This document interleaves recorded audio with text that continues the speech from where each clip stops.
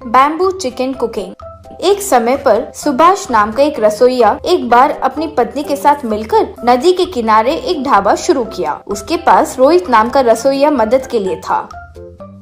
वहाँ आए लोगों को सुभाष का बनाया बैम्बू मशीन का ग्रिल चिकन बहुत पसंद था।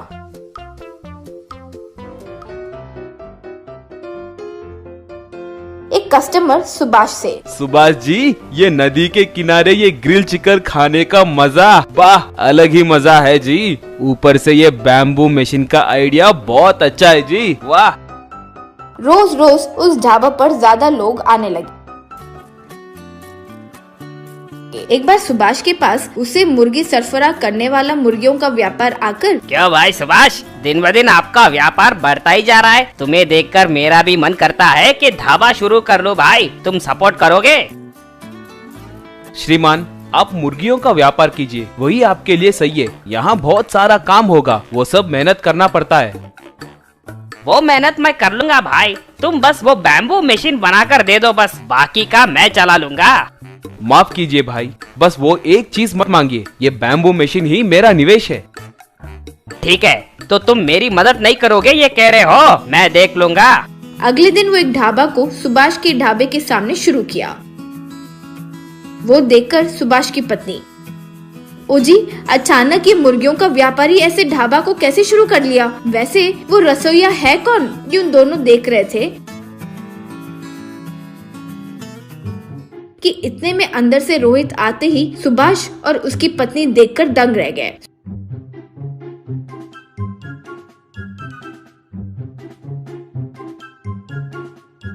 सुभाष तब रोहित के पास आकर, ये क्या रे, एक बार तो बता सकते थे ना। अगर तुम्हें ढाबा शुरू ही करना था तो हमसे कह सकते थे ना, हम ही कोई प्लान बना कर देते ना।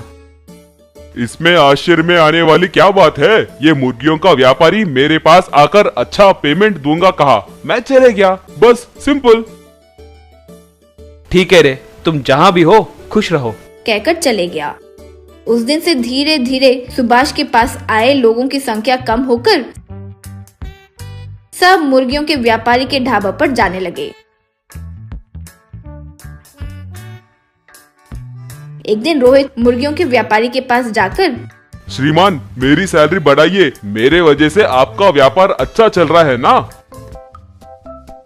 क्या भाई, तुम्हारे वजह से मेरा व्यापार अच्छा चल रहा है? मेरी मुर्गियों को मैं बाहर 300 रुपए केजी में बेचता हूँ, लेकिन मुझे वो 100 रुपए में ही मिलते हैं। इसलिए हम ग्रिल चिकन का रेट इतना कम लगाए। सुभाष के ढाबे का रेट से यहाँ के ढाबे में चिकन रेट कम होने के कारण सब यहाँ आ रहे हैं। तुम्हारे वजह से संख्या बढ़ी है, ऐसे मत सोचो, ये याद रखो।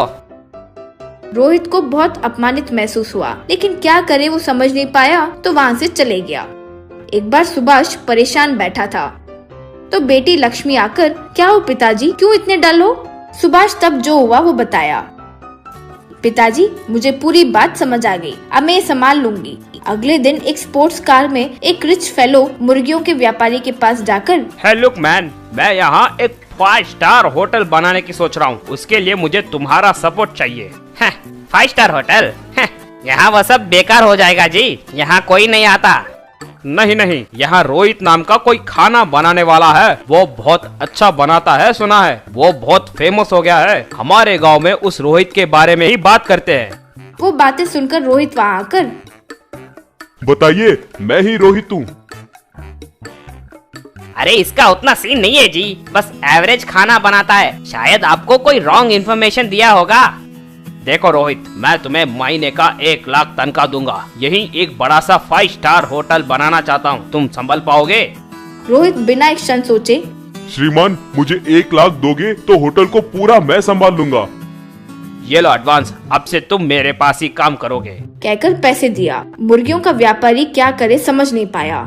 मुर्गियों का व्यापारी कई खाना बनाने वाले को लेकर आया, लेकिन कोई भी ठीक से खाना नहीं बनाने के कारण व्यापार ठीक से नहीं चला, तो वो ढाबा को बंद कर दिया। शहर में वो रिच फेलो लक्ष्मी को, सुभाष को रोहित के पास लेकर आया। रोहित उन तीनों को देखकर पूरा प्लान समझकर, ओ सुभाष, क्या प्लान बनाए, वाह, आखिरकार मुझसे होटल बनवा रहे हो। मुझ पर विश्वास करने के लिए बहुत बहुत शुक्रिया।